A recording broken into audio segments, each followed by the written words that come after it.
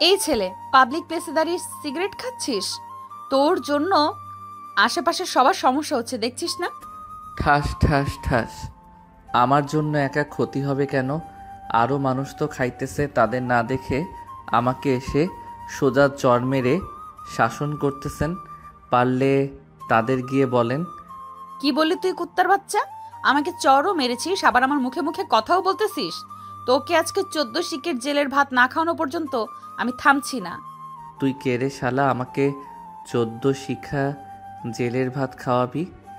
আমার জন্মের পর থেকেই তো সিগারেট খাচ্ছি, কেউ কিছু বলে নাই। আর আজকে হুট করে এসে তুই এসব বলছিস? নীলা সাগরের কথায় বেশ রেগে গেল। সাগরের শার্টের কলার ধরে টানতে টানতে নিয়ে চলে আসলো পুলিশের গাড়ির কাছে। সাগরকে দেখে অবাক হয়ে তার চাচা হাসান বলতে লাগলো, কিরে সাগর, তুই এইখানে কি করিস? আর নীলা, কি হয়েছে? তুমি তাকে ধরে আনছো কেন? ধরে আনবো না মানে? সে এমন কাজ করেছে যা বলার বাইরে। পাবলিক প্লেসে দাঁড়িয়ে দাঁড়িয়ে সিগারেট খাচ্ছিল, তাও আবার কলেজ গেটের সামনে দাঁড়িয়ে। কত বড় সাহস তার! সামনে তাকিয়ে দেখো, সবাই সিগারেট খাচ্ছে। এইখানে সাগরকে ধরে আনার কোনো মানেই হয় না। সো সাগরকে ছেড়ে দাও। আপনি বললেই হলো নাকি ছেড়ে দেবো তাকে? সে সিগারেট তো খেয়েছে, আবার আমার সাথে বেয়াদবিও করেছে সে। হ্যাঁ, আপনি পুলিশ হয়েছেন তো কি হয়েছে? আর বেয়াদবি তো একটু আরেকটু করাই যেতে পারে, তাই না? যেহেতু আপনি এই থানার এসআই। তবে রে দাঁড়া, বেয়াদবি করবি তাই না? এ বলে নীলা দিল সাগরকে দৌড়ানি। এদিকে সাগর এক দৌড়ে ওইখান থেকে চলে গেল তার বাসায়। এদিকে নীলা আর ওইখানে না দাঁড়িয়ে চলে আসলো গাড়িতে। ওই ছেলেটাকে চেনেন না আপনি? নীলা, ওইটা হচ্ছে আমার বড় ভাইয়ের ছেলে। এমনিতে একটু দুষ্টু, তবে সবাইকে সাহায্য করে সব সময়। তুমি এই এলাকায় নতুন এসেছো, কয়েকদিন থাকো, সব বুঝে যাবে। তা তো বুঝতেই হবে। নতুন অফিস, নতুন শহর, আবার নতুন মানুষও, সবকিছুই চিন্তা হবে। ড্রাইভার চাচা, এখন থানার দিকে চলেন, যাওয়া যাক। জি ম্যাম, চলেন। ড্রাইভার গাড়ি চালাতে চালাতে চলে আসলো থানায়। এদিকে সাগর তার বাসার সামনে এসে কলিং বেল দিতেই তার ছোট বোন সাদিয়া এসে দরজা খুলে দেয়। সাগরকে দেখে একটু রাগী কণ্ঠে বলতে লাগলো, সারাদিন কোথায় ছিলে তুমি? আম্মু যে এতগুলো ফোন দিল, একটা ফোনও রিসিভ করলে না কেন? আমার বনুটা বুঝি রাগ করেছে? রাগ করো না, আমার ফোনের চার্জ শেষ হয়ে গেছিল, তাই তো ফোন ধরতে পারি নাই। এখন বলো, কেন আমাকে ফোন করছিলে সারাদিন? আমি জানি না, আম্মু জানে। আম্মুর কাছে যাও। সাগর আর কিছু না বলে চলে গেল রান্নাঘরে। পিছন থেকে তার মাকে জড়িয়ে ধরে বলতে লাগলো, আম্মু, তুমি আমাকে এত মনে করো? আজকে প্রথম দেখলাম তুমি সত্যি আমার লক্ষ্মী আম্মু। এ আইসে এখন আম্মু ডাকতে? যা সর এইখান থেকে। কতগুলো ফোন দিলাম, একটা ফোনও তো রিসিভ করলি না। আমার ফোনের চার্জ শেষ হয়ে গেছিল, তাই তো ফোন রিসিভ করতে পারি নাই। সরি আম্মু, রাগ করো না। হয়েছে, আর বাহানা করতে হবে না। যা ফ্রেশ হয়ে আয় তাড়াতাড়ি, খাবার দিতেছি টেবিলে। ঠিক আছে, খাবার দাও। তবে আজকে এত আয়োজন কেন? বিশেষ কেউ আসবে নাকি? আসবে বলেই তো এত রান্না করলাম। তোর চাচা বলেছে আজকে নাকি থানায় নতুন অফিসার এসেছে, তাকে নাকি দুপুরে আমাদের বাসায় খাওয়াবে। এর জন্য আর কি এত রান্না। ভালো ভালো, বেশ ভালো করে খাইয়ে দাও তাদের। আমি গেলাম এখন। এই বলে সাগর চলে গেল তার রুমে। বেশ কিছুক্ষণ পর ফ্রেশ হয়ে নিচে এসে খাবার খেয়ে বসে আছে সোফায়। এমন সময় সাদিয়া এসে বলতে লাগলো, ভাইয়া চলো আমরা রুমে যাই, তোমার সাথে গেম খেলবো আমি। আমি এখন গেম খেলতে পারবো না, আমার অনেক কাজ আছে। দরজাটা লাগিয়ে দে এখন। এই বলে সাগর চলে গেল বাহিরে। বাইকটা স্টার্ট দিয়ে সোজা চলে গেল গার্লস কলেজের সামনে। গিয়ে দেখে তার বন্ধুরা দাঁড়িয়ে আছে। এটা দেখে সাগর তার সবগুলো বন্ধুকে ধাক্কা দিয়ে ফেলে দিল রাস্তায়। এদিকে জানালা দিয়ে কয়েকজন তাকিয়েছিল তাদের দিকে। হঠাৎ তাদের পড়ে যেতে দেখে তারা হাসতে লাগলো। এইদিকে সাগরের বন্ধুরা তো পুরাই রেগে আগুন। এই শালা আমাদের ফেলে দিলি কেন?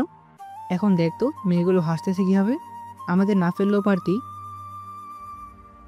আরে শালা, এইভাবে যদি প্রতিদিন এইখানে এসে ড্যাব ড্যাব করে তাকিয়ে থাকিস তাহলে কি তাদের পাত্তা দিবে? তাদেরও বুদ্ধি খাটাতে হবে। দেখ এখন পড়ে গেছিস তোরা, আর ওরা কিভাবে ড্যাব ড্যাব করে তাকিয়ে আছে। দেখলাম। এখন তো এইখানে কেন? এই সময় তো তোর বাসায় থাকার কথা। আগে তো কখনোই এই সময় বের হোস না। বাসায় ভালো লাগছিল না, তাই আর কি চলে এসেছি বাহিরে। এখন চল কোথাও থেকে ঘুরে আসি, একা একা ভালো লাগে না। আমি যেতে পারবো না। আজকে প্রপোজ করবো রাফিয়াকে। আচ্ছা কর, তাহলে আমি যাই। এই বলে সাগর ওইখান থেকে চলে আসলো একটা পার্কে। একা একা বসে বাদাম খাচ্ছে আর কানে হেডফোন লাগিয়ে গান শুনতেছে। এমন সময় একজন সামনে এসে দাঁড়ালো সাগরের। সাগর মাথাটা তুলে সামনের দিকে তাকাতেই দেখতে পেল সেই পুলিশ মেয়েটি। সাগর সেই দিকে খেয়াল না করে তার মতো গান শুনতেছে আর বাদাম খাচ্ছে। এইদিকে মেয়েটা বলতে লাগলো, কিরে, তোকে যে এতবার ডাকাডাকি করলাম, তোর কানে কি কথা যায় না? ম্যাম আমাকে কি কিছু বলেছেন? এখানে তুই ছাড়া আর কে আছে বলতো? আশেপাশে তো কেউ নাই, তবে আপনি আমাকে ডাকতেছেন কেন? আমাকে কি প্রয়োজন আপনার? তুই তো এই এলাকার ছেলে, তাই না? আমি পিওর 100% খাঁটি এই এলাকার ছেলে। কেন, কি হয়েছে এখন? তোর বাইকে করে আমাকে পুরো এলাকাটা ঘুরিয়ে ঘুরিয়ে দেখাবি, কোথায় কি আছে কোথায় কি না আছে সবকিছু। আমি পারবো না, আমার কাছে টাকা নেই, বাইকেও তেল নেই যে তেল ভরবো। আর একটা কথা, আমার বাইকের পিছনে কোনো মেয়ে বসলে আমার শরীর চুলকানি ওঠে। এটা দেখেছিস তো, এইখানে তোকে গুলি করে মেরে ফেললেও আমাকে কেউ কিচ্ছু বলবে না। সমাজের লোকদের কাছে বলে দিব তুই খারাপ ছেলে, তাই তোকে মেরেছি আমি। এসব খেলনা পিস্তল দেখে আমি ভয় পাই না, জানতো এখান থেকে। আজাইরা পেঁচাল পারেন কেন আমার সাথে এসে? আজ থেকে তোর সাথে আজারে পেঁচাল পারবো, চল এখন। এই বলে নীলা সাগরের পেটের মধ্যে পিস্তল ঠেকিয়ে ধরতেই সাগর কিছুটা ভয় পেয়ে গেল। আর আপনা আপনি করতে করতে বলতে লাগলো, প্লিজ এটা সরিয়ে ফেলেন, আমি আপনাকে পুরো এলাকাটা ঘুরিয়ে ঘুরিয়ে দেখাবো। প্লিজ এটা সরিয়ে ফেলেন এখন। ঠিক আছে, সরিয়ে ফেলতেছি। আর একটা কথা, বাইক ব্যাক করার সময় আমাকে বলে ব্যাক করবি। ঠিক আছে, তবে আমাকে 500 টাকা দিতে হবে তেল ভরার জন্য। আমার কাছে টাকা নেই। যা, তেল ভরে দিবনি। সাগর আস্তে আস্তে বাইক চালাচ্ছে যাতে নীলার শরীরে তার শরীরের সাথে না লাগে। এতে আস্তে বাইক চালাতে দেখে নীলা রেগে গিয়ে বলতে লাগলো, রে, তুই বাইক চালাচ্ছিস নাকি সাইকেল চালাচ্ছিস বলতো? সামনের দিকে তাকিয়ে দেখ তো, তোর আগে সাইকেলের লোকরা চলে গেছে। আপনি তো বলেছেন আপনার শরীরের সাথে যেন আমার শরীর না লাগে, তাই তো আস্তে আস্তে চালাচ্ছি। এখন আপনি যদি বলেন তাহলে আমি জোরে চালাতে পারবো। জোরে চালা, দেখি তুই কতটা পারদর্শী বাইক রাইড করতে। সাগর ফুল স্পিডে গাড়ি চালাতে লাগলো। সাগরের গাড়ি চালানো দেখে নীলা কিছুটা ভয় পেয়ে গেল আর মনে মনে বলতে লাগলো, হায় আল্লাহ, এই ছেলে হয়তো আজকে আমাকে মেরে ফেললেই শান্তি হবে। এত স্পিডে কেউ বাইক চালায় নাকি? কি ম্যাডাম, ভয় পাইতেছেন নাকি? ভয় পাইলে বলেন, আপনাকে নামিয়ে দিয়ে আসি আপনার থানায়। আমাকে থানায় নামিয়ে দিয়ে আসতে হবে না, তোকে যা কাজ দিয়েছি এটা কর। আর তোর আব্বু কিসের কাজ করে? আমার আব্বু তো জুতা সেলাইয়ের কাজ করে। মানে তোর আব্বু যদি জুতা সেলাইয়ের কাজ করে তাহলে এই বাইক কিনলে কিভাবে? দেখে তো মনে হচ্ছে কয়েকদিন হয়েছে বাইকটা রুম থেকে বের করা হয়েছে। আমার বন্ধু কিনেছিল, আমি একটু ঘুরতে নিয়ে আসলাম। তার মানে তুই বাইক চালাস, তোর লাইসেন্স নাই? না নেই তো কি হয়েছে? চল এখন থানায় নিয়ে যাব তোকে। বিনা লাইসেন্সে বাইক চালিয়েছিস, এটার জন্য তোকে একদিনের জন্য জেলে ঢুকানো হলো। আপনি বললেই হলো নাকি যে আমাকে জেলে যেতে হবে? নিজেই তো আমাকে এখানে নিয়ে এসেছেন, না নিয়ে আসলে কি আমি বাইক চালাইতাম? নিয়ে যখন এসেছি তখন তো আমার সাথে যেতেই হবে। আর তোকে বারবার জেলে ঢুকিয়ে ভান্ডার ভারী না দেওয়া অবধি মনে হয় না, আর তোকে বারবার জেলে ঢুকিয়ে ডান্ডার বাড়ি না দেওয়া অবধি মনে হয় না আমি শান্তি পাবো। আচ্ছা, আপনার তো অনেক শখ আমাকে জেলে ঢুকিয়ে ডান্ডার বাড়ি দেওয়া, তাই না? সকালে আমার সাথে বেয়াদবি করেছিল, ওইটা এখনো ভুলি নাই। তাই তো আজকে তোকে ডান্ডার বাড়ি মেরে ঠান্ডা করব আমার মনটা। যেই নীলা সাগরের হাত ধরে উঠতে যাবে এমন সময় সাগর নীলাকে টান দিয়ে তার কোলে বসিয়ে দিয়ে নীলার ঠোঁট জোড়ায় তার ঠোঁট জোড়া এক করে দিল। কয়েক মিনিটের মধ্যেই কি হয়ে গেল নীলা কিছুই বুঝতে পারল না। এইদিকে নীলা অনেক চেষ্টা করতেছে সাগরের কাছ থেকে ছুটে যাওয়ার জন্য, কিন্তু সাগর তো নাছোড় বান্দা। নীলা ছোটার চেষ্টা করলো, সাগর নীলার ঠোঁট এমনভাবে কামড়ে ধরে আছে, যদি বেশি নড়াচড়া করেন তাহলে ঠোঁট কেটে যাবে। বেশ কয়েক মিনিট পর সাগর নীলাকে ছেড়ে দিয়ে বলল, এখন আমাকে নিয়ে যাইতে পারেন, এখন যাওয়ার জন্য প্রস্তুত আছি আমি। তুই তো দেখছি অনেক বড় বেয়াদব। আমি একজন পুলিশ অফিসার, তুই আমাকে কিস করলি? আজকে তোকে আমি নিয়েই যাব জেলের ভেতরে। চলেন যাই, আপনাকে যেহেতু কিস করেছি আপনার হাতে মাইর খাইলেও কিছুই হবে না, আরও মজাই লাগবে। এই বলে সাগর বাইকে উঠে পড়ল। এইদিকে নীলা রাগে সাপের মতো ফোঁস করতে করতে সাগরের পিছনে গিয়ে বসে পড়ল। দীর্ঘ 10 মিনিট পর সাগর আর নীলা চলে আসলো থানায়। সাগর বাইক থেকে নেমে তার হাতে থাকা বাইকের চাবিটা নীলার হাতে দিয়ে বলতে লাগলো, এখন আমাকে নিয়ে যেতে পারেন, কোনো কিছুই বলবো না। চল, আজকে তোকে এমন মাইর মারবো আর কোনো দিন আমার সামনে এসে দাঁড়াতে পারবি না। এই বলে নীলা সাগরের শার্টের কলার ধরে টানতে টানতে নিয়ে চলে গেল 14 শিকার জেলের ভিতরে। সাগরের শার্টের কলার ছেড়ে দিয়ে নীলা ডাকতে লাগলো, হাবিলদার, হাবিলদার, এক্ষুনি আমার কেবিন থেকে লাঠিটা নিয়ে আসেন। আজকে একটা লুচ্চা ছেলেকে শাস্তি দেই। এই নেন ম্যাম আপনার লাঠি। নীলা লাঠিটা নিয়ে সাগরকে মারতে লাগলো। এইদিকে সাগর ব্যথায় উফ আহ করতেছে আর বলতেছে, আহ ম্যাম, আমাকে আর মারবেন না প্লিজ, আমি আর কখনোই আপনার সাথে খারাপ ব্যবহার করব না। খারাপ ব্যবহার করেছিস ওইটা আমি মাইন্ড করি নাই। পার্কে তুই আমাকে লিপ কিস করেছিস, আবার আমার ঠোঁট কামড় মেরে কেটে ফেলেছিস, এটার জন্য তোকে আমি মারতেছি। নীলা বেশ কিছুক্ষণ সাগরকে মারধর করার পর লাঠিটা ফেলে দিয়ে চলে গেল তার কেবিনে। এদিকে সাগরের পুরো শরীর ব্যথা হয়ে গেছে। হাবিলদার সাগরের কাছে এসে বলতে লাগলো, কি করেছো সাগর তুমি? নীলা ম্যাম তোমাকে এইভাবে মারলো কেন? কিছুই করি নাই চাচা, সকালে ওনার সাথে বেয়াদবি করেছিলাম তাই মেরেছে। আর একটা কথা, আমার পরিচয় দিয়েন না ওনাকে, উনি যা ইচ্ছা করুক। ঠিক আছে, তুমি যেহেতু মানা করতেছো তাহলে আমি বলবো না কিছু। এখন আমি যাই, নীলা ম্যাম ডাকতেছি। হাবিলদার চলে গেল নীলার কেবিনে। এদিকে নীলার পুরো শরীর ঘেমে গেছে সাগরকে মারার কারণে। নীলার কেবিনে হাবিলদার প্রবেশ করতেই নীলা বলতে লাগলো, এখন যেই ছেলেটাকে মেরে এসেছি সেই ছেলেটাকে যদি কেউ ছাড়িয়ে নিয়ে যাওয়ার জন্য আসে তাহলে তাকে বলে দিবেন যে আমার অনুমতি ছাড়া তাকে ছাড়া যাবে না। আমি এখন বাসায় গেলাম, সন্ধ্যায় আসবো। ঠিক আছে ম্যাম, যান তাহলে। নীলা একবার সাগরের দিকে তাকিয়ে চলে গেল বাহিরে। গাড়িতে উঠতেই ড্রাইভার বলতে লাগলো, ম্যাম আপনি সাগরকে ধরে এনেছেন কেন? সে কার ছেলে আপনি জানেন এটা? সে যার ছেলেই হোক না কেন তাতে আমার কোনো যায় আসে না। সে অপরাধ করেছে, তাকে শাস্তি দিয়েছি আমি। আর কোনো কথা শুনতে চাই না তোমার কাছ থেকে, যাও এখন। ড্রাইভার আর কিছু বলল না, গাড়ি চালাতে লাগলো। বেশ কিছুক্ষণ পর ড্রাইভার নীলাকে নিয়ে চলে আসলো নীলাদের বাসায়। কলিং বেল দিতেই নীলার আম্মু এসে দরজা খুলে দিল। নীলাকে দেখে তার আম্মু বলতে লাগলো, কি রে নীলা, প্রথম দিন অফিস কেমন কাটলো? তোর কোনো সমস্যা হয় নাই তো? ভালোই কাটছে আম্মু, কোনো সমস্যা হয় নাই। আমি ফ্রেশ হয়ে আসতেছি, আমার জন্য খাবার রেডি করেন। ঠিক আছে যা তুই, আমি খাবার রেডি করতেছি। নীলা চলে গেল। এইদিকে সাগর বসে আছে সদ্য শিখা জেলের ভিতর। এমন সময় থানার ভিতরে প্রবেশ করলো ডিআইজি মোহাম্মদ রফিক চৌধুরী।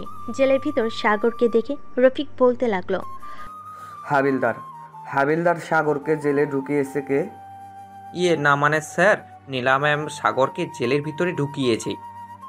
সাগর, কি হয়েছে যে তোকে জেলের ভিতরে ঢুকিয়েছে? এক্ষুনি নীলাকে ফোন দিয়ে অফিসে আনেন, তার সাথে জরুরি কথা আছে। ঠিক আছে স্যার, আপনি কেবিনে গিয়ে বসেন, আমি এক্ষুনি ফোন দিয়ে নীলা ম্যামকে বলতেছি আসার জন্য। রফিক চৌধুরী চলে গেল কেবিনে। এদিকে হাবিলদার ফোন দিল নীলাকে, কিন্তু নীলা ফোন তুলতেছে না। বেশ কয়েকবার ফোন দিতে নীলা ফোনটা রিসিভ করে কানের কাছে নিতেই এই পাশ থেকে হাবিলদার ভয়ে ভয়ে বলতে লাগলো, নীলা ম্যাম তাড়াতাড়ি থানায় আসেন, ডিআইজি স্যার এসেছে, আপনাকে খুঁজতেছে। 10 মিনিটের ভিতরে আসেন থানায়। ওকে, আমি এক্ষুনি আসতেছি। এই বলে নীলা ফোনটা কেটে দিয়ে চলে গেল নিচে। তার আম্মুর কাছ থেকে বিদায় নিয়ে গাড়িতে উঠতে পড়তে ড্রাইভার গাড়ি চালাতে লাগলো। এদিকে নীলা কিছুটা ভয় পেয়ে আছে। 5 মিনিটের মধ্যেই গাড়ি থানায় ঢুকতে নীলা তাড়াতাড়ি করে চলে গেল থানার ভিতরে। হাবিলদারকে ইশারা করতে দেখিয়ে দিল রফিক চৌধুরী কোন কেবিনে আছে। স্যার, আসতে পারি? আসো। তা কোথায় গিয়েছিলে থানা থেকে? স্যার, একটু বাসায় গিয়েছিলাম, আমি জানতাম না আপনি যে আসবেন আজকে। আমি প্রতিদিন আসি থানায়, আমার পরিচয়টা তো জানো তাই না? জি স্যার, আপনার পরিচয় জানি আমি। এখন বলো, সাগরকে জেলে ঢুকিয়েছো কেন? তার কি অপরাধ ছিল? স্যার, তার বাইকের লাইসেন্সটা ছিল না এবং তার বাইকের হর্নটা অনেক শব্দ করছিল। তাকে আরেকটা কারণে জেলে ঢুকিয়েছি। কি কারণে ঢুকিয়েছো বলো। এটা বলতে পারবো না স্যার, আমার শরম করতেছে। দেখো নীলা, তুমি এই থানার ওসি, তুমি যদি এসব বলতে শরম পাচ্ছ, তাহলে অন্যান্য আসামিরা যদি খারাপ কাজ করে তাহলে তাদের নামেও তো মনে হয় কেস ফাইল হবে না। আসলে স্যার, এই ছেলেটা আমাকে জোর করে কিস করেছে আর সকালবেলা মেয়েদের কলেজের সামনে দাঁড়িয়ে দাঁড়িয়ে সিগারেট খাচ্ছিল। কথাটা কি সত্যি নাকি মিথ্যা? বা তোমার কাছে এমন কোনো প্রমাণ আছে যে তুমি যা যা বলেছো সব সত্যি? লিপ কিস যে করেছে এটা কেউ দেখে নাই, তবে সকালে আমার সাথে বেয়াদবি করেছে। এটা হাবিলদার চাচা আরো কয়েকজন দেখেছে। হাবিলদার, হাবিলদার একটু কেবিনে আসছেন তো? জি স্যার, বলেন। আমাদের থানায় ওসি মিস নীলা বলতেছেন যে সকালে নাকি সাগর সিগারেট খেয়েছে মেয়েদের কলেজের সামনে। তার মাথা চুলকাতে চুলকাতে বলতে লাগলো, স্যার, সিগারেট খেয়েছে নাকি জানি না, তবে নীলা ম্যাম সাগরকে ধরে গাড়ির সামনে নিয়ে এসেছিল আর সাগর একটু বেয়াদবি করেছে, এটা দেখেছি। ওহ আচ্ছা, বেয়াদবির শাস্তি তো দেওয়া হয়ে গেছে, এখন তাহলে তাকে ছেড়ে দিন। কিন্তু স্যার, সে যে আমাকে ইয়ে করেছে ওইটার কি হবে? এক কাজ করেন, ওইটা যেহেতু কেউ দেখে নাই, আপনি গিয়ে তাকে আরেকটা ইয়ে করে আসেন, তাহলে সব সমস্যার সমাধান হয়ে যাবে। যেহেতু সে জোর করে আপনাকে ইয়ে করেছে, আপনিও জোর করেই ইয়ে করে আসেন। থু, ছি ছি, আমি পারবো না এটা। সে সিগারেট খায় আর আপনি বলতেছেন আমাকে তার সাথে ওইসব করার জন্য? পারলে তাকে ছেড়ে দেন। হাবিলদার, তাকে আমার গাড়িতে রেখে আসেন, আমি আসতেছি একটু পর। ঠিক আছে স্যার। হাবিলদার চলে যেতেই রফিক চৌধুরী একটা ফাইল বের করে নীলার সামনে রেখে বলতে লাগলো, এইখানে 5 জন আসামির নাম, ছবি এবং সকল কিছু দেওয়া আছে। তাদেরকে খুঁজে বের করে জেলে ঢুকাবেন। কারো যদি সাহায্য লাগে নিতে পারেন। কিন্তু স্যার, এখানে তো একটা সমস্যা আছে। আমি তো এই এলাকায় নতুন, কিছুই চিনি না। ড্রাইভারও তো নতুন, সেও কিছুই চেনে না। এখন কি করব? যাকে পাঠিয়েছেন তাকে সুস্থ করে এরপর না হয় কাজে নাইবেন। আরেকটা কথা, ছেলেটা কিন্তু একদম ভালো না, বেশি মেলামেশা করবেন না, পরে সমস্যা হয়ে যাবে। আপনি তাকে ছেড়ে দিলেন কেন? তার তো জেলে থাকার দরকার ছিল।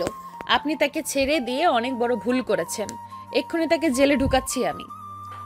এটা ভুলেও করবেন না, পরে আপনার উপর বিপদ আসলে একমাত্র সেই আপনাকে খুঁজে বের করতে পারবে, আর কেউ না। আপনার কথার মানে বুঝলাম না আমি। না, বুঝাই ভালো। এখন আপনার কাজ করেন, যদি প্রয়োজন হয় তাহলে আমাকে ফোন দিবেন, আমি হেল্প করব আপনাকে। এই বলে রফিক চৌধুরী চলে গেল গাড়িতে। ড্রাইভিং সিটে বসতে বসতে সাগরকে উদ্দেশ্য করে বলতে লাগলো, কিরে তুই নাকি নীলাকে লিপ কিস করেছিস? না আব্বু, আমি কিছুই করি নাই। তুমি তো জানোই আমি কেমন ছেলে। আমি কি এইসব করতে পারি? হয়েছে হয়েছে, আর সাজু সাজতে হবে না। পছন্দ হলে বলিস, আমি বিয়ে করিয়ে দিব। আমি এখনো বাচ্চা, আর তুমি বলতেছো আমাকে বিয়ে করিয়ে দিবে এখনই? বেশ ভালো, বেশ ভালোভাবেই পিটানি দিয়েছে দেখতেছি। বাসায় গেলে তোর মা কি জানে বলবে দেখিস। আহ, কি আর বলবে, কিছুক্ষণ ওই মেয়ের ব্যাপার একটু সুনাম গাইবে, পরে এমনি এমনি ঠিক হয়ে যাবে। রফিক চৌধুরী সাগরের কথা শুনে হাসতে লাগলো। আপনারা নিশ্চয়ই বুঝে গেছেন রফিক চৌধুরী সাগরে কে হতে পারে। বেশ কিছুক্ষণ গাড়ি চালিয়ে দুজন চলে আসলো বাসায়। সাগরকে ধরে ধরে দরজার সামনে এনে কলিং বেল দিতে সাগরের মা এসে দরজা খুলে দিল। সাগরকে দেখে বলতে লাগলো, কি হয়েছে সাগরের? এইভাবে তাকে ধরে নিয়ে এসেছো কেন? সাগর, তোর কি হয়েছে বাবা? আম্মু, আমার কিছুই হয় নাই, তুমি অযথা চিন্তা করো না তো। আরে বাইক অ্যাক্সিডেন্ট করেছে আমার গাড়ির সাথে। এই যে বলি বাইক জোরে চালাস না, তবু বাইক জোরে জোরে চালাই সে। এখন বুঝ কেমন লাগে। আমার ছেলেকে বকা দিবে না বলে দিলাম, আর একবার বকা দিলে তোমাকে বাড়ি থেকে তাড়িয়ে দেব। বাহ বাহ, মা ছেলে এক, আর আমি বললেই আরেক। ভালো ভালো, থাকো দুজন, আমি গেলাম এখন। রফিক চলে গেল রুমে। এদিকে সাগর আস্তে আস্তে হাঁটতে হাঁটতে রুমে চলে আসলো। ফ্রেশ হয়ে বসে আছে, এমন সময় সাগরের মা খাবার নিয়ে আসলো। সাগরকে খাবার খাইয়ে দিতে দিতে বলতে লাগলো, সত্যি করে বলতো, গাড়ির সাথে অ্যাক্সিডেন্ট করেছিস নাকি অন্য কিছু হয়েছে? সত্যি বললে তো তুমি আবার চিৎকার চেঁচামেচি করবে।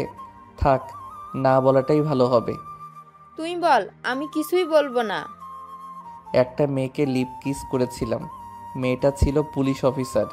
পরে সে আমাকে ধরে নিয়ে একটু কেলানি দিয়েছে, এই আর কি।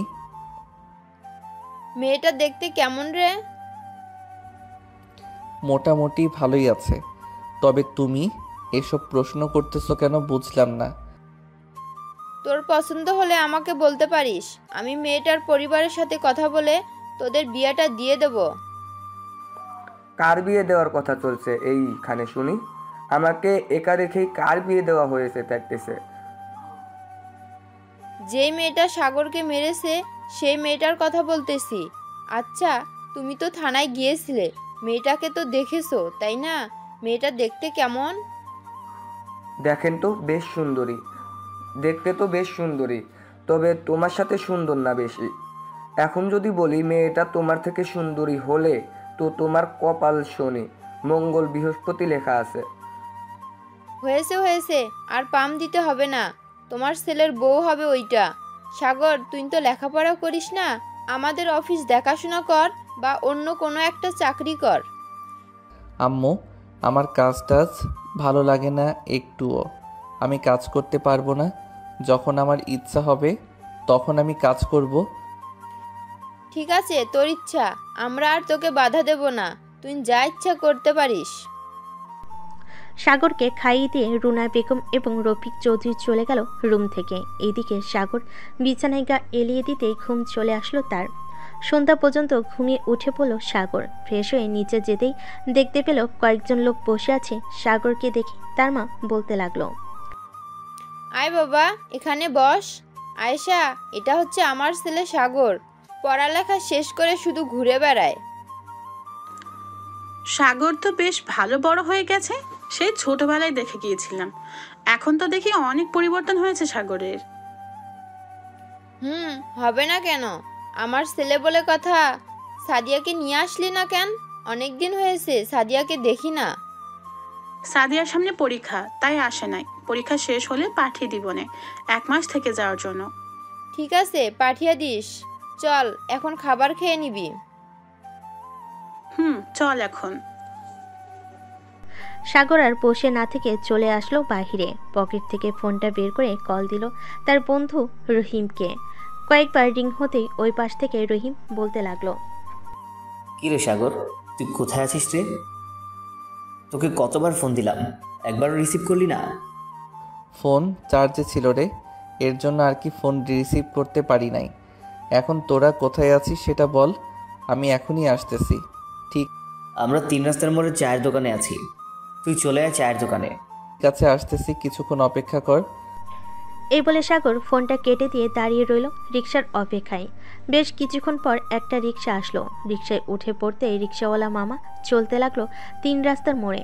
বেশ কিছুক্ষণ পর চলে আসলো 3 রাস্তায়। টাকা দিয়ে হাঁটতে লাগলো সাগর। রহিমের পাশে বসতেই রহিম বলে উঠল, কি রে মামা, কি শুনতেছি? তুই নাকি লেডি পুলিশ অফিসারের হাতে মার খেয়েছিস, তাও আবার 14 শিখের জেলের ভিতরে গিয়ে। তোদের এই কথা কে বলেছে? আমি লেডি পুলিশের হাতে মাইর খেয়েছি 14 শিখা জেলের ভিতরে? শুনেছি এক জায়গা থেকে, তবে কথাটা কি সত্যি নাকি মিথ্যা সেটা বল আগে। সত্যি হলে আমরা আজকে তোকে ট্রিট দেব, আর মিথ্যে হলে তুই আমাদের ট্রিট দিবি। সত্যি মেরেছে এই সাদিক হাসান। চল, আজকে রহিম আমাদের ট্রিট দিবে। তার পকেট দেখি কতটুকু ভরা আছে, আজকে তার সব কিছুই শেষ করে ফেলবো। ঠিক আছে চল, দেখি তুই আমার পকেটের কি অবস্থা করতে পারিস। এই বলে রহিম সবাইকে নিয়ে চলে গেল রেস্টুরেন্টে। খাওয়া দাওয়া করতে করতে রাত বেজে গেল 1টা। ওইটার বিলের কাগজ হাতে ধরিয়ে দিতেই রহিম বলতে লাগলো, শালারা, আজকে তোরা আমাকে পুরাই ফকির বানিয়ে দিলি। 35,000 টাকার খাবার খেয়েছিস তোরা। একজন রাক্ষসও তো এমন খাবার খায় না। কান্না করিস না দোস্ত, এটা তো সামান্য একটা উদাহরণ দিলাম। আজকে রাত হয়ে গেছে তাই আর খাই নাই। আর কোনো দিন ভুলবশত যদি এমন কথা বলিস তাহলে আজকের দিনটা মনে থাকবে আশা করি। মনে থাকবে না মানে? 100% মনে থাকবে।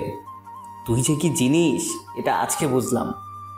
এখন চল যাই আমরা। চল। রহিম বিল দিয়ে সবাইকে নিয়ে চলে আসলো 3 রাস্তার মোড়ে। এখান থেকে সবাই আলাদা হয়ে গেল, কারণ সবার বাসা ভিন্ন ভিন্ন জায়গায়। সাগর হেঁটে যাইতেছে আর গান গাইতেছে। এমন সময় সামনে থেকে একটা পুলিশের গাড়ি আসতে লাগলো। এটা দেখে সাগর চমকে উঠল, কারণ হঠাৎ করে এত রাতে ওকে এলাকায় তো পুলিশ আসার কথা না, এইসব ভাবতেছে। এমন সময় পুলিশের গাড়ি সাগরের সামনে এসে দাঁড়াতেই গাড়ির ভিতর থেকে নীলা নেমে আসলো। সাগরের সামনে দাঁড়াতেই সাগর বলতে লাগলো, কি ম্যাডাম, আমার কিস এতই ভালো লাগছিল নাকি যে এত রাতে চলে এসেছেন? চলেন একটা কিস করি আপনাকে। এই বদমাইশ ছেলে, তোর তো সাহস কম না? তুই আমাকে এসব কথা বলিস? আমি একজন পুলিশ অফিসার, এটা তুই ভালো করে দেখে বুঝিস না? দেখে তো বোঝা যাইতেছে পুলিশ অফিসার, কিন্তু শরীরের ভিতরে এত আগুন যে আছে জানতাম না। তা আমার রাস্তা আটকানোর উদ্দেশ্যে কি এটা বলেন তো? এত রাতে কোথায় গেছিলি সেটা বল আগে। গিয়েছিলাম গাঁজা মদ খাইতে। কেন, খাবেন নাকি? আমাকে দেখে কি তোর ফাজলামি করতে ইচ্ছে করে নাকি সব সময়? সত্যি করে বল, কোথায় গেছিলি তুই? রেস্টুরেন্টে খাবার খাইতে গিয়েছিলাম, তাই দেরি হয়ে গেছে। এখন তো আমাকে ছেড়ে দেন, বাসায় যাইতে হবে। আম্মু হয়তো চিন্তা করতেছে। তোর আম্মু চিন্তা করুক, তাতে আমার কোনো কিছু যায় আসে না।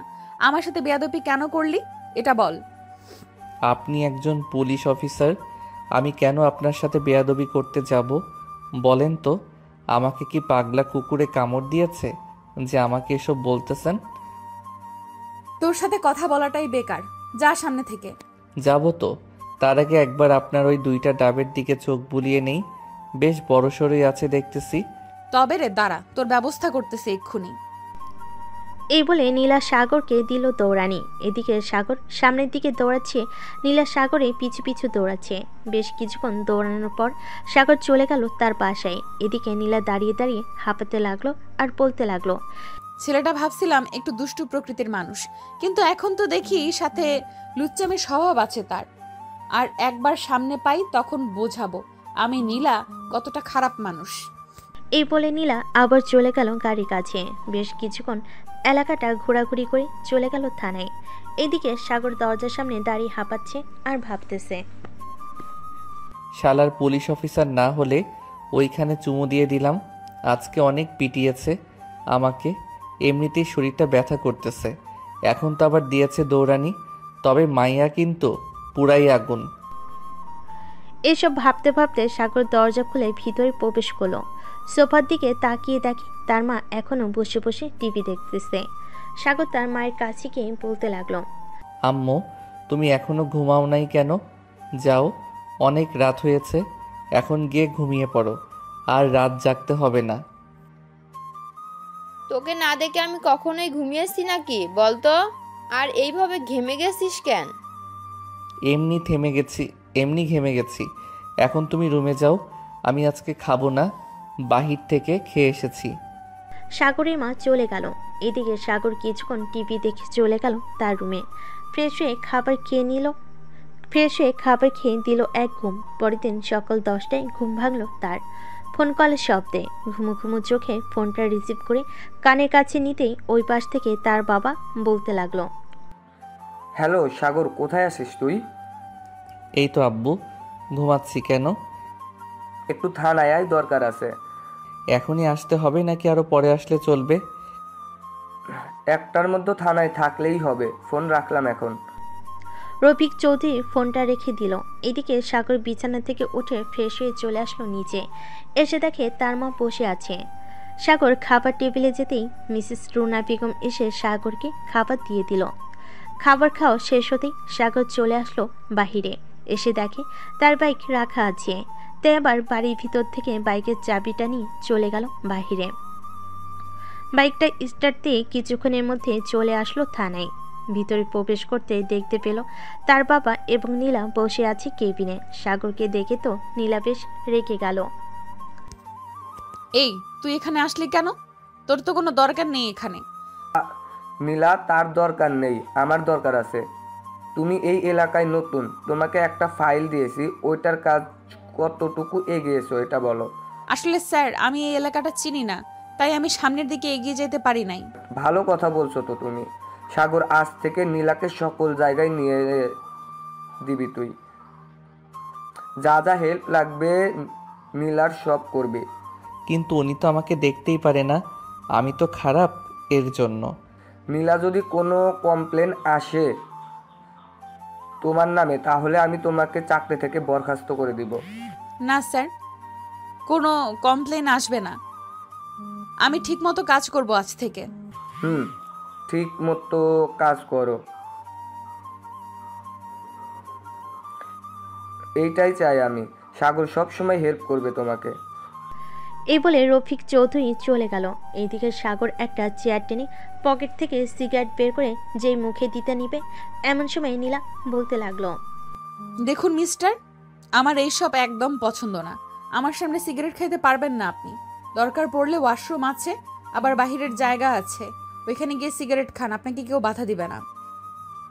আমার যেইখানে ইচ্ছা সেইখানে সিগারেট খাবো, তাতে আপনার কি? আপনি কেন আমাকে এসব বলবেন? আপনার কাজ আপনি করেন, সাহায্য লাগলে আমি আপনাকে করব। নীলা আশেপাশে তাকিয়ে দেখে কেউ নেই, তাই হুট করে তার ঠোঁট জোড়া সাগরের ঠোঁটের সাথে বসিয়ে দিল। সজোরে একটা কামড়। সাথে সাথে সাগরের ঠোঁট থেকে রক্ত পড়তে লাগলো। এটা দেখে সাগর নীলাকে উদ্দেশ্য করে বলতে লাগলো, এই আপনার কি হয়েছে? এটা করলেন কেন? এখন তো আমি কোনো খাবার খেতে পারবো না। খাবার খেতে পারবি না বলেই তো করলাম এটা। আমার সামনে নো স্মোকিং। আর যদি দেখি সিগারেট খাইতে, তাহলে এখন তো একটা ঠোঁটে কামড় দিয়েছি, পরের বার একটা দিব না, একসাথে 2টা ঠোঁট কামড়ে মেরে ছিঁড়ে ফেলবো। বললেই হলো নাকি যে কামড় মেরে ছিঁড়ে ফেলবেন? এটা কি আপনার বাপ দাদা লাগানো সম্পত্তি, নাকি যখন যাই ইচ্ছা তখন তাই করবেন? ধরে নিতে পারিস এমনটাই। যদি বেশি কথা বলিস এখন, তাহলে কিন্তু আবার দিব ঠোঁটে কামড়, তখন বুঝবি কি কি জিনিস আমি। দরকার নেই আপনার মতো রাক্ষসীর লিপকিস খাওয়ার। এই নেন আমার ফোন নাম্বার, যদি দরকার পড়ে তাহলে ফোন দিয়েন, আমি চলে আসব। এখন কোথাও যাইতে পারবি না, এখন আমার সাথে বের হতে হবে তোকে। একটা মিশন আছে, ওটা কমপ্লিট করব। তুই গাড়িতে বসে থাকবি। ঠিক আছে, চলেন।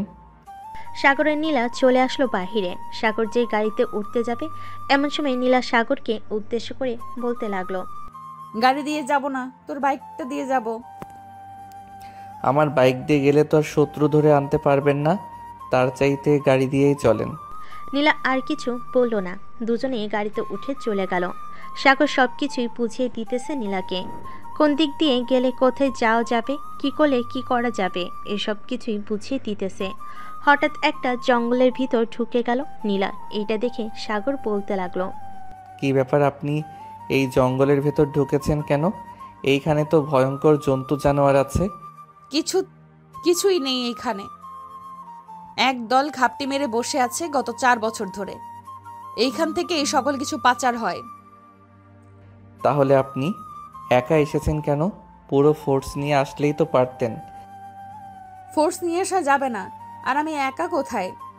সাথে তো তুই আছিস, তাই না? তাকে দেখে সাহসী মনে হয়, কিন্তু আমাকে দেখে ভয় পাস কেন? আপনাকে দেখে ভয় পাই না, আপনার ওই মেশিন গানকে দেখে ভয় পাই। কখন জানি আমার মাথায় গুলি করে দেন। আমাকে যেমন ভাবিস আমি তেমন না। এখন আমার সাথে চল, তাদের সাথে ফাইট করব, তুই আর আমি। নীলা আর সাগর চলে গেল জঙ্গলের ভিতরে। নীলা আর সাগর চলে গেল জঙ্গলের ভিতরে। দুজন হাঁটতেছে, এমন সময় গুলি চলার শব্দ পেল নীলা। দুজন একটা বড় গাছের আড়ালে লুকিয়ে পড়ল। বেশ কিছুক্ষণ পর একদল শত্রুরা নীলারদের গাছের সামনে এসে বলতে লাগলো, সবাই শোনো, এই জঙ্গলে একটা পুলিশের গাড়ি এসেছে, তাদেরকে যে করেই হোক মারতে হবে। তাদের হাতে যদি আমরা ধরা পড়ে যাই তাহলে অনেক বড় সমস্যায় পড়ে যাব। আমাদের কোটি কোটি টাকার মাল আছে, এখনো পাচার করা হয় নাই। ঠিক আছে ভাই, আপনি চিন্তা করবেন না, আমরা তাদের খোঁজে বের করে মারবো। ঠিক আছে, এখন আমি ডেরার দিকে গেলাম, তোমরা আশেপাশে খেয়াল রাখো। ঠিক আছে ভাই। তারা চলে যেতে লাগলো।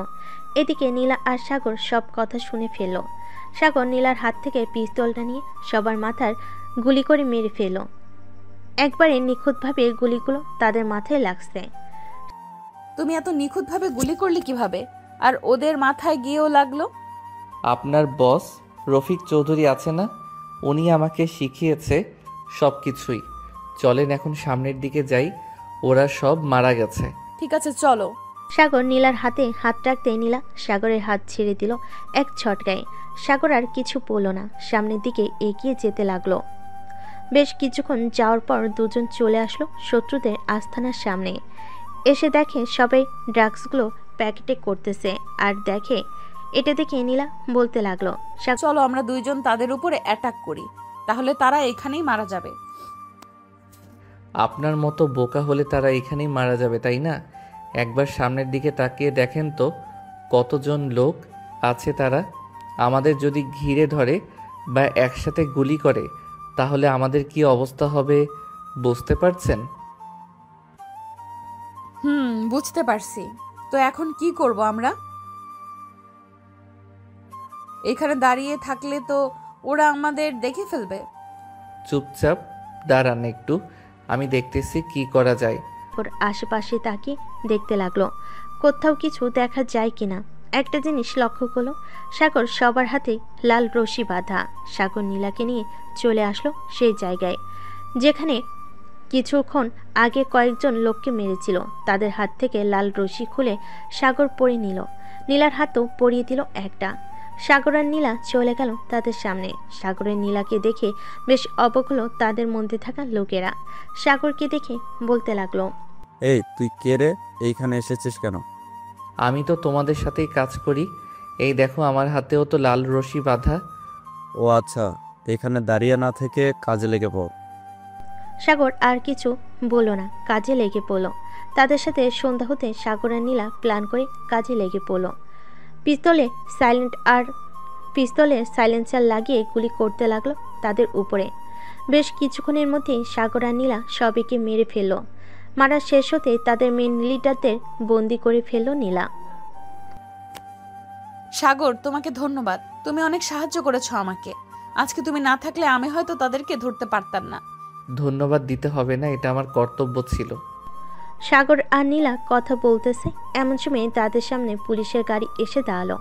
সাগর আর নীলা উঠে গেল একটা গাড়িতে, বাকিদের গাড়িতে উঠিয়ে চলে আসলো সবাই থানায়।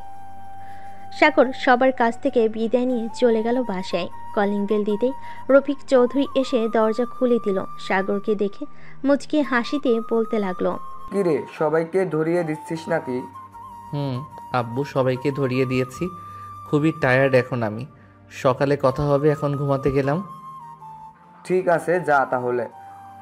সাগর চলে গেল তার রুমে। ফ্রেশ হয়ে খাওয়া দাওয়া করে ঘুমিয়ে পড়ল। পরের দিন বিকেলে ঘুম ভাঙলো একটা মেয়ের ডাকে। সাগর ভাইয়া, এই সাগর ভাইয়া উঠো, অনেক সকাল হয়েছে। আম্মু, বিরক্ত করো না তো, অনেক রাতে এসেছি, আমাকে ঘুমাতে দাও। আমি তোমার আম্মু না, আমি সাদিয়া। আরে পিচ্চি, তুই কখন আসলি এখানে? সকালে এসেছি, তোমাকে তো সে কখন থেকে ডাকতেছি, তুমি কোনো কথাই বলতেছো না। কাজ শেষ করে এসেছি তো রাতে, তাই আর কি ঘুম হয় নাই। তুই নিচে যা, আমি ফ্রেশ হয়ে আসতেছি। ঠিক আছে, তাড়াতাড়ি আসো। সাদিয়া চলে গেল নিচে। এইদিকে সাগর বিছানা থেকে উঠে ফ্রেশ হয়ে নিচে চলে আসলো। এসে দেখে সবাই গল্প করতেছে। সাগর সাদিয়ার পাশে বসে বলতে লাগলো, তোর পরীক্ষা শেষ নাকি পিচ্চি? পরীক্ষা শেষ, তাই তো চলে এসেছি। আর হ্যাঁ, আমাকে পিচ্চি পিচ্চি বলবা না, আমি এখন অনেক বড় হয়ে গেছি। সাদিয়ার কথা শুনে সবাই হো হো করে হাসতে লাগলো। হাসাহাসি শেষ হতেই সাগর আবারও বলতে লাগলো, আচ্ছা যা, তোকে পিচ্চি বলবো না। আম্মু, আমাকে খাবার দাও, খুব ক্ষুধা লাগছে। টেবিলে গিয়ে বস, আমি আসতেছি। আর তোমরাও গিয়ে বসে পড়ো, সবাই মিলে খাবার খেয়ে নিই। রুনার কথায় সবাই চলে গেল খাবার টেবিলে। খাবার খেয়ে বসে আছে, এমন সময় সাগরের ফোনটা বেজে উঠলো। তাকিয়ে দেখে অচেনা নাম্বার। ফোনটা রিসিভ করতেই ওপাশ থেকে বলতে লাগলো, নীলা। হ্যালো সাগর, আমি নীলা বলছিলাম। বলেন, এই সময় ফোন দিলেন যে? তোমার জন্য একটা গিফট আছে, ওইটা দিব তাই ফোন দিয়েছিলাম। তুমি একটু ওদিন যেই পার্কে এসেছিলাম ওই পার্কে আসতে পারবে? ঠিক আছে, আমি আসতেছি কিছুক্ষণ পর। ফোনটা রেখে দিল। বেশ কিছুক্ষণ পর সাগর রেডি হয়ে নিচে আসতেই সাদিয়া বলল, ভাইয়া, আমিও যাব তোমার সাথে, প্লিজ আমাকে নিয়ে চলো প্লিজ। ঠিক আছে, তাড়াতাড়ি রেডি হয়ে আয়, আমি আছি এইখানে। ঠিক আছে, একটু দাঁড়াও, আমি আসতেছি এখনই। সাদিয়া চলে গেল তার রুমে। রেডি হয়ে নিচে আসতে সাগর তার বাইকের পিছনে বসে নিয়ে চলে গেল তার সেই পার্কে। সাগর আর সাদিয়া বসে আছে।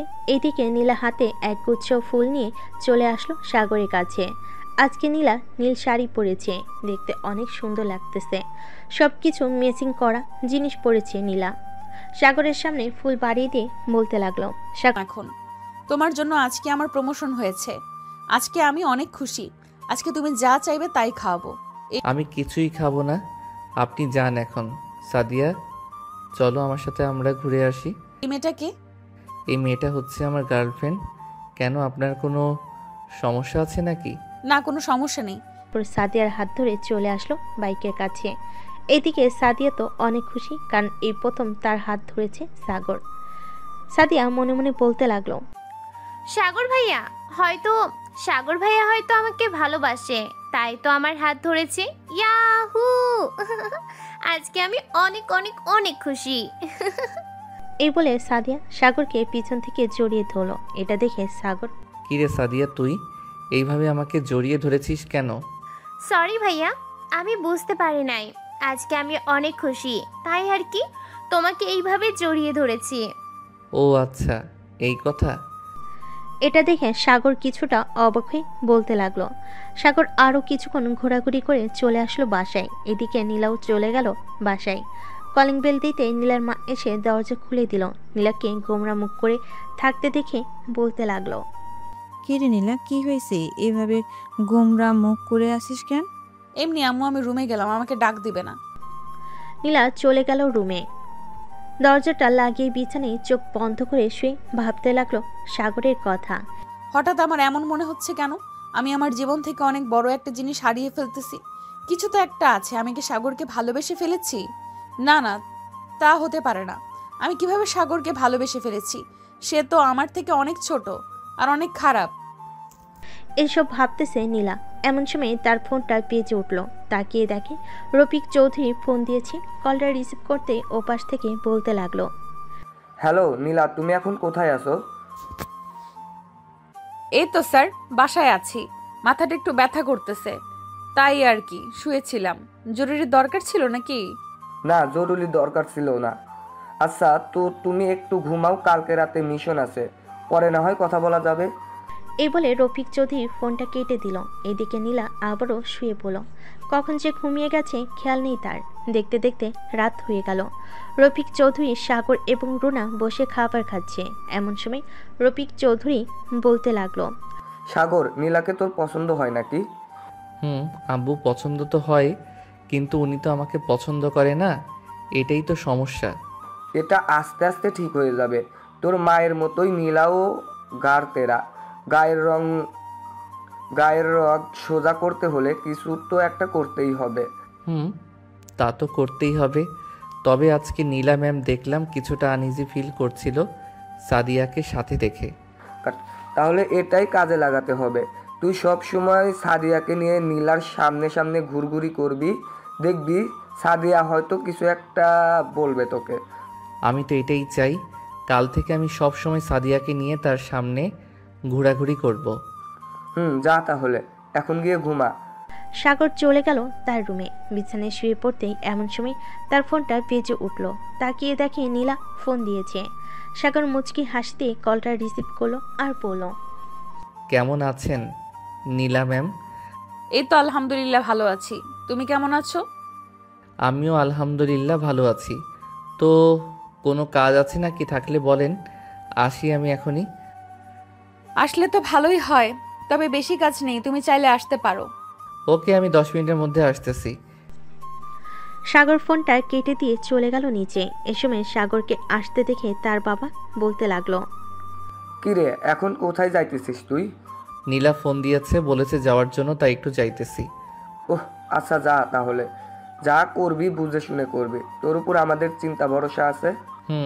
আব্বু, তুমি কোনো চিন্তা করো না, আমি সব কিছুই বুঝে শুনে করব।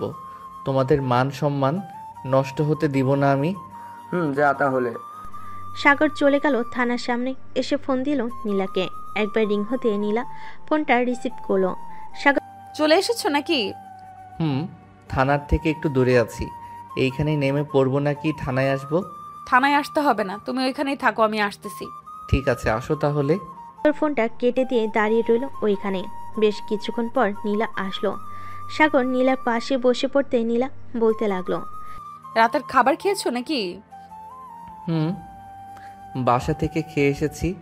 তা এখন কোথায় যাবেন? দুই চোখ যেই দিকে যায় ওই দিকে যাব। এ বলে নীলা তার বাম হাতটা আস্তে আস্তে সাগরের হাতের উপর রাখলো। সাগর তার হাতটা সরালো না, কারণ সে দেখতে চাইছে নীলা কি করে। বেশ কিছুক্ষণ যাওয়ার পর নীলা সাগরের দিকে তাকিয়ে দেখে সাগর ঘুমিয়ে গেছে। এটা দেখে নীলা গাড়িটা রাস্তার একপাশে থামিয়ে আস্তে আস্তে সাগরের কাছে এসে সাগরের ঠোঁটের সাথে তার ঠোঁটটা স্পর্শ করতে সাগর রেসপন্স করতে লাগলো। বেশ কিছুক্ষণ রেসপন্স করার পর নীলা সাগরকে ছেড়ে দিয়ে তার সিটে বসে পড়ল। সাগর, ওই মেয়েটা কি সত্যিই তোমার গার্লফ্রেন্ড? ওই মেয়েটা আমার গার্লফ্রেন্ড। বিয়ের কথাবার্তাও চলতেছে বাসায়। আচ্ছা ম্যাম, একটা কথা বলেন তো। কি কথা? আপনি হঠাৎ আমাকে লিপ কিস করলেন কেন এখন? লিপ কিস করি নাই, তোমার ঠোঁটে মশা বসেছিল, ফু দিতে গিয়েছিলাম আর তখনই তোমার ঠোঁটের সাথে লিপ কিস করে ফেলেছি। আপনাকে একটা সুযোগ দিতে পারি। কেমন সুযোগ? বুঝলাম না। আপনি চাইলে আমার সাথে রিলেশন করতে পারেন, পরে আমি ওই মেয়েটাকে ছেড়ে দিব, তখন না হয় আপনাকে বিয়ে করে ফেলবো। দরকার নেই আমার এমন ভালোবাসার। একজনকে কষ্ট দিয়ে আরেকজন সুখী হতে পারে না, তুমি তাকে নিয়ে সুখে থাকো। এই বলে নীলা চোখে হাত রেখে পানি মুছতে লাগলো। মুছা শেষ করেই বেশ কিছুক্ষণ ঘোরাঘুরি করলো দুজন। মাঝরাতে চলে আসলো সাগর বাসায়। কলিং বেল দিতে সাগরের মা এসে দরজা খুলে দিল। সাগর কোনো কিছু না বলে চলে গেল তার রুমে। বিছানায় শুয়ে আছে সাগর আর ভাবতেছে, নীলা ম্যাম কি আমাকে সত্যি ভালোবেসে ফেলেছে নাকি ভালোবাসে না? ভালোবাসলে তো কান্না করতো না। এসব ভাবতেছে সাগর। অন্যদিকে নীলাও ভাবতেছে কি করবে সে। সাগরের সাথে রিলেশন করবে নাকি করবে না, এসব ভাবতে ভাবতে টেবিলের উপর মাথা রেখে ঘুমিয়ে গেল নীলা। পরের দিন রফিক চৌধুরী সকাল সকাল চলে গেল অফিসে। গিয়ে দেখে নীলা টেবিলে মাথা রেখে ঘুমাচ্ছে। নীলার মাথায় হাত বুলিয়ে দিতে নীলার ঘুমটা ভেঙে গেল। নীলা দাঁড়িয়ে সালাম দিয়ে বলতে লাগলো, আসসালামু আলাইকুম স্যার, আপনি কখন এসেছেন? আমাকে একবার ডাক দিবেন না? তুমি ঘুমিয়েছিলে তাই ডাক দেই নেই। তোমাকে দেখে মনে হচ্ছে তুমি অনেক টেনশনে আছো। বাসায় কি কোনো সমস্যা হয়েছে নাকি? না স্যার, বাসায় কোনো সমস্যা হয় নাই, এমনি ভালো লাগতেছে না তাই আর কি এমন দেখাচ্ছে আমাকে। ঠিক আচ্ছা, তুমি বাসায় চলে যাও। আজকে 2 দিনের ছুটি দিলাম তোমাকে। ঠিক আছে স্যার। নীলা চলে গেল বাসায়। এদিকে রফিক চৌধুরী ফোন দিল সাগরকে। কয়েকবার রিং হতেই ওপাশ থেকে সাগর বলতে লাগলো, হ্যালো আব্বু। কোথায় আছিস রে তুই এখন? এই তো আব্বু, বাসায় আছি। কেন? থানায় আসতে পারবি না কি একটু এখন? জরুরি কাজ আছে নাকি? না, জরুরি কাজ নেই। নীলাদের বাসায় যাব তোকে নিয়ে বিয়ের ব্যাপারে কথা বলার জন্য। এত তাড়াহুড়ো করার কি দরকার আছে? নীলা ম্যাম যেই সময় বলবে ওই সময় আমরা যাব। নীলা মেয়ে মানুষ, সে কখনোই বলবে না নিজের মুখে। আমি বুঝতে পারি নীলার মুখ দেখে। এখন তুই কি চাস সেটা বল। আমি আরও কিছুদিন সময় চাই, নীলার মুখ থেকে শুনবো আমি সব কিছু। ঠিক আছে, তোর যা ইচ্ছে তাই কর। সাগর ফোনটা কেটে দিয়ে চলে আসলো 3 রাস্তার মোড়ে। এসে দেখে তার বন্ধুরা বসে আছে। সাগর গিয়ে পাশে বসলো তাদের। এমন সময় সিয়াম বলে উঠল,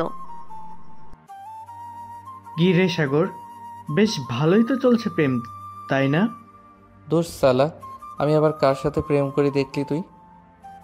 হইছে হইছে, আর কিছু বলতে হবে না। সাদিয়ার সাথে বেশ ভালোই প্রেম করতেছিস তুই। প্রতিদিন ঘুরতে নিয়ে যাস তাকে। আমাদেরকেও তো দিতে পারিস, আমরাও তো ঘুরতে নিয়ে যাই তাকে। শালা, ঘুরতে নিয়ে যাইতে চাইলে যাবি, আমাকে বলিস কেন? ঘুরতে নিয়ে যাওয়ার আগে একটা কথা শুনে যা। সাদিয়াকে এমনি যেমন ভালো দেখিস, কে কিন্তু অন্যরকম। যদি অন্য কোনো মেয়ের সাথে কথা বলতে দেখে তাহলে কপালে 380% মাইল লেখা আছে, এটা মনে রাখিস। সমস্যা নাই, আমি কোনো মেয়ের সাথে কথাই বলবো না। তুই শুধু সাদিয়ার সাথে আমার একটু সেটিং করিয়ে দে। ঠিক আছে, আমি সেটিং করিয়ে দিব নে। এখন তাহলে আমি যাই। সাগর চলে আসলো বাসায়। কলিং বেল দিতে রফিক চৌধুরী এসে দরজা খুলে দিল। দেখতে দেখতে কেটে গেল 1 সপ্তাহ। এই 1 সপ্তাহ সাগর নীলার সাথে কোনো যোগাযোগ করে নাই। এদিকে নীলা পুরোপুরি পাগল হয়ে গেছে সাগরকে না দেখতে পেয়ে। রাত 10টায় নীলা বসে আছে তার কেবিনে। এমন সময় রফিক চৌধুরী আসলো। নীলাকে দেখে বলতে লাগলো, নীলা আমার সাথে আসো। কোথায় যাব স্যার? আগে তো আসো আমার সাথে, এরপর বলতেছি। রফিক চৌধুরী নীলাকে গাড়িতে উঠিয়ে নিয়ে চলে আসলো তার বাসায়। কলিং বেল দিতেই রুনা খাতুন এসে দরজা খুলে দিল। এদিকে নীলা কিছুই বুঝতেছে না সে কোথায় এসেছে, কেন এসেছে। স্যার, আমাকে এখানে নিয়ে আসলেন কেন? ঠিক 2 তলায় ডান পাশের রুমটা দেখতেছো না, ওই রুমে একটা সারপ্রাইজ আছে তোমার জন্য। যাও এখন। ঠিক আছে স্যার। নীলা চলে আসলো সাগরের রুমে। এসে দেখে সাগর ঘুমাচ্ছে। নীলা সাগরকে দেখে মুচকি হাসি দিল। দরজাটা লাগিয়ে দিয়ে চলে আসলো বিছানায়। লাইটটা অফ করে দিয়ে সাগরকে জড়িয়ে ধরে সাগরের গালে মুখে ঠোঁটে কিস করতে লাগলো। এদিকে সাগর বেশ বুঝতে পারতেছে কেউ তাকে জড়িয়ে ধরে আছে। এই কে কে আমার রুমে এসেছেন? এখনই আমার রুম থেকে চলে যান। এই চুপ, বেশি কথা বলিস কেন? চুপচাপ শুয়ে থাক, বেশি কথা বললে তোর খবর আছে। নীলা ম্যাম, আপনি কখন আসলেন এইখানে? সাগর আর কিছু বলল না নীলাকে। এদিকে নীলা সাগরকে এমনভাবে জড়িয়ে ধরে আছে, সাগর একটু নড়াচড়া করতে পারছে না। সাগর কোনোরকম নীলার বুকে মাথা রেখে শুয়ে পড়ল। পরদিন সকালে সাগরের ঘুম ভাঙতেই দেখতে পেল নীলা এখনও ঘুমাচ্ছে, তাকে আগের মতো জড়িয়ে ধরে। এটা দেখে সাগর নীলার কাছ থেকে উঠে যেতে যাবে, এমন সময় নীলা কড়া গলায় বলতে লাগলো, এই চুপচাপ শুয়ে থাক, বেশি নড়াচড়া করলে কিন্তু তোর খবর আছে। সকাল 10টা বেজে গেছে, এখনও যদি শুয়ে থাকি আম্মু আব্বু কি মনে করবে? যা ইচ্ছা মনে করুক, তাতে আমার কোনো কিছু যায় আসে না। তোকে আমি অনেক ভালোবেসে ফেলেছি, এখন তোকে ছাড়া আমি একটুও থাকতে পারি না। এখন তো থাকতে পারেন না বুঝলাম, আগে ছিলেন কিভাবে? আগে তো আমাকে সহ্য করতে পারতেন না। তখন তো তোর প্রতি কোনো অনুভূতি ছিল না, এখন তোর প্রতি অনুভূতি, ফিলিংস সবকিছুই আছে। এই বলে নীলা সাগরের ঠোঁটে লিপ কিস করতে লাগলো। কিস করা শেষ হতেই দুজন দুজনকে জড়িয়ে ধরে শুয়ে আছে। এমন সময় রুনা বেগম এসে দরজায় নক করতে করতে বলতে লাগলো, নীলা, সাগর এখন ওঠ, অনেক সকাল হয়েছে, খাবার খাবি? শাশুড়ি আম্মা, আজকে আপনার ছেলে খাবার পাবে না, এমনিতে আপনার ছেলের পেট ভরে যাবে, আপনি গিয়ে খাবার খেয়ে নেন। ঠিক আছে, আমি গিয়ে খাবার খেয়ে নিতেছি। রুনা বেগম চলে গেল। এদিকে সাগর নীলা দুইটা ভাবের দিকে তাকিয়ে এইদিকে সাগর নীলার দুইটা ডাবের দিকে তাকিয়ে আছে। এটা দেখে নীলা বলতে লাগলো, কি ব্যাপার, খাবে নাকি? খাবো, দিবা এখন? এখন না, বাসর রাতে দিব, তখন যত ইচ্ছে খেও, বাধা দেব না। তো এখন ধরতে তো পারবো তাই না? ধরো, সমস্যা নেই। সাগর নীলাকে জড়িয়ে ধরে শুয়ে রইল। দুপুরে দুজন উঠে ফ্রেশ হয়ে চলে গেল নিচে। খাবার টেবিলে বসতেই রুনা বেগম এসে খাবার রেডি করে দিতে লাগলো। শাশুড়ি আম্মা, আপনিও বসে পড়েন আমাদের সাথে, আপনি তো খান নাই মনে হয়। আমি এখন খাবো না, আমি আরো পরে খাবো, এখন তোমরা খাবার খেয়ে নাও। নীলা আর সাগর খাবার খেয়ে নিল। খাওয়া দাওয়া করে দুজন চলে আসলো ছাদে, বসে বসে গল্প করতেছে। এমন সময় নীলার ফোনটা বেজে উঠলো। তাকিয়ে দেখে তার মা ফোন দিয়েছে। কলটা রিসিভ করতেই ও পাশ থেকে বলতে লাগলো, হ্যালো আম্মু, কেমন আছো? আমি আলহামদুলিল্লাহ ভালো আছি, তুই কেমন আছিস? আর আজকে বাড়িতে আসিস নাই কেন? আম্মু, আমি একটু তোমার মেয়ের জামাইয়ের বাড়িতে এসেছি, তাই আর কি, বাসায় যেতে পারি নাই। ও আচ্ছা, একবার ফোন দিয়ে বলতে তো পারতি, আমরা যে টেনশন করি সেটা জানিস না।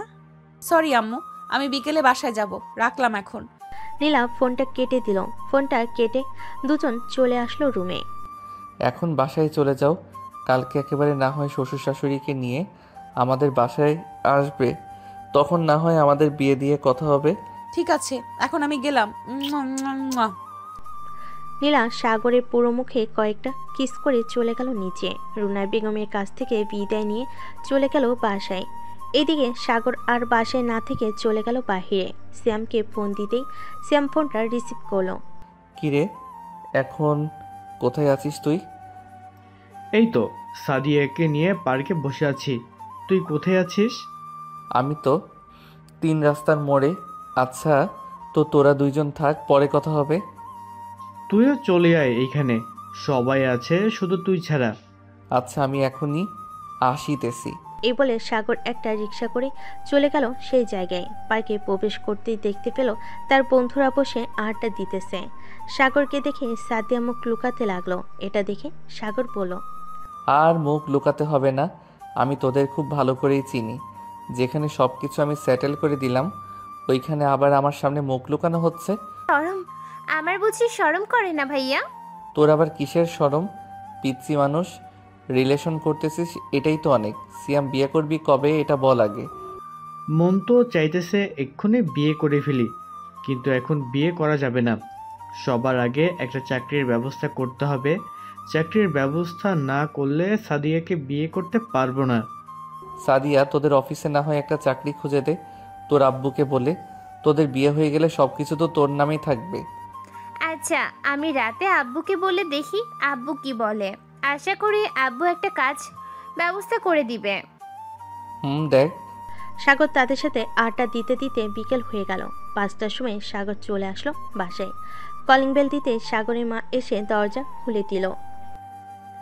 সাগর, চলে এসেছিস তুই? এই নে, এইগুলো নিয়ে আয় বাজার থেকে। কালকে নীলা তার আব্বু আম্মুকে নিয়ে আসবে। এইগুলো শেষ হয়ে গেছে, না আনলে রান্না করতে পারবো না। ঠিক আছে আম্মু, আমি আনতেছি এখনই। সাগর চলে গেল বাজারে, সব কিছু নিয়ে চলে আসলো বাসায়। কলিং বেল দিতেই তার আম্মু দরজা খুলে দিল। বেশ কিছু বুঝিয়ে দিয়ে চলে গেল তার রুমে। ফ্রেশ হয়ে খাটের উপরে এসে বসতেই নীলার নাম্বার থেকে কল আসলো। সাগর ফোনটা রিসিভ করতেই ওপাশ থেকে বলতে লাগলো, কি করো এখন? এই তো বাজার থেকে আসলাম মাত্র। তুমি কি করো? আমি শুয়ে আছি। কালকে আব্বু আম্মুকে নিয়ে তোমাদের বাসায় যাব। আম্মু বলেছে আমাকে রাতে আসবে নাকি আমাদের বাসায়। কেন, একা থাকতে পারবে না নাকি? তোমাকে জড়িয়ে না ধরলে ঘুম আসবে না আমার।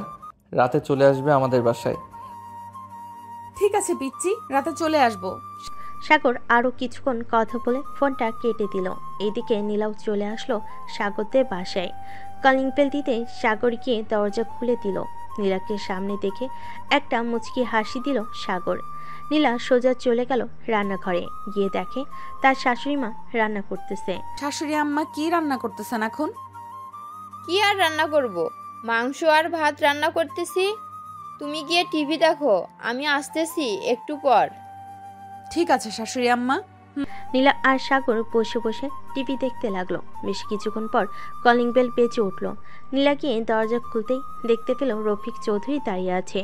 রফিক চৌধুরীকে দেখে পা জড়িয়ে ধরে সালাম করে নিল নীলা। আরে আরে নীলা, কি করতেছে এসব? সারো।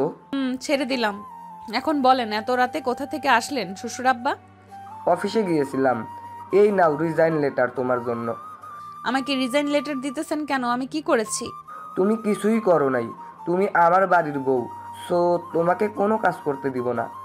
আর তাই তোমার রিজাইন লেটার দিয়ে দিলাম। কিন্তু আমি তো জবটা করতে চাইছিলাম। আমি থাকতে তুমি জব করবে কেন?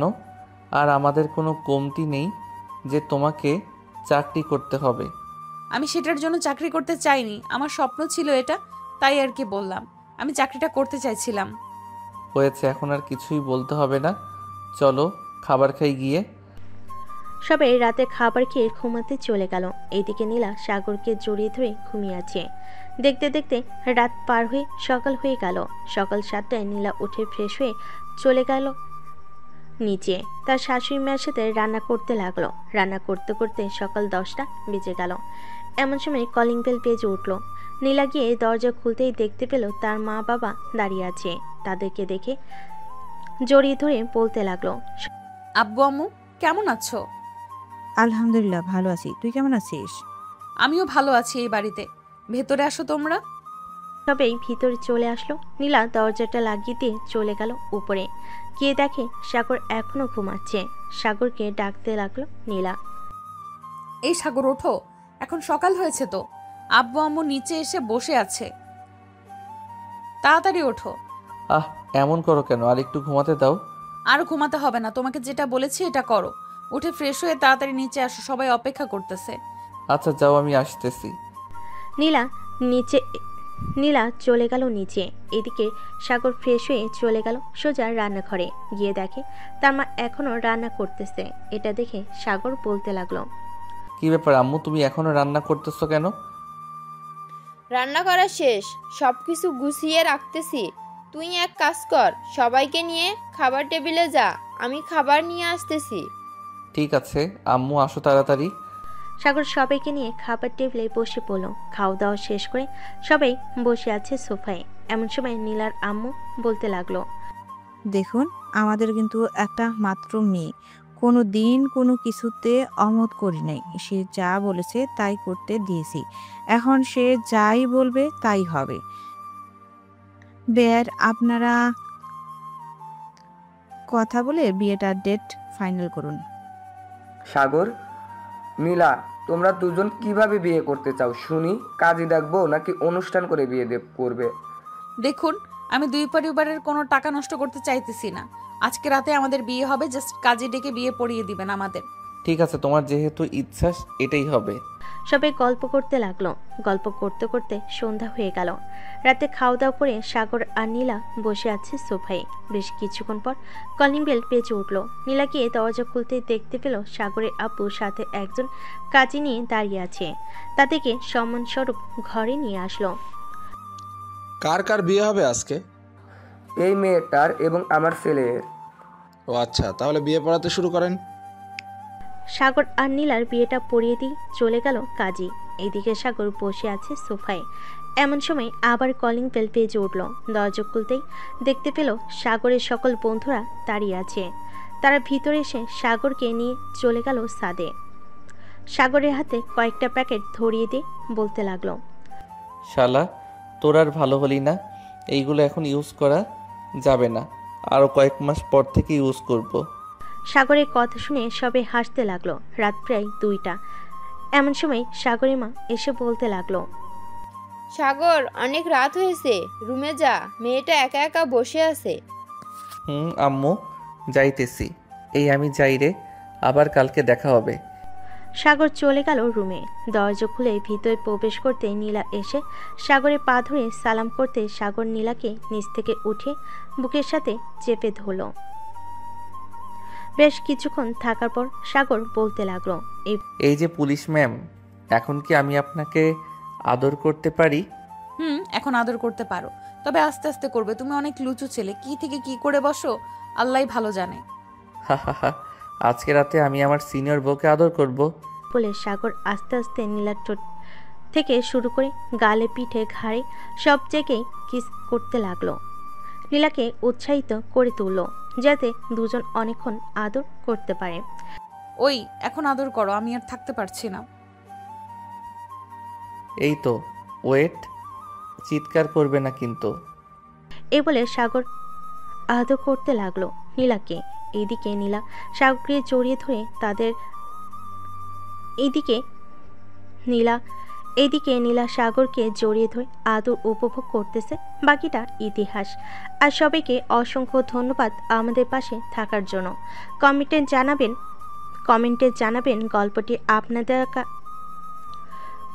জানাবেন গল্পটি আপনাদের কাছে কেমন লাগলো।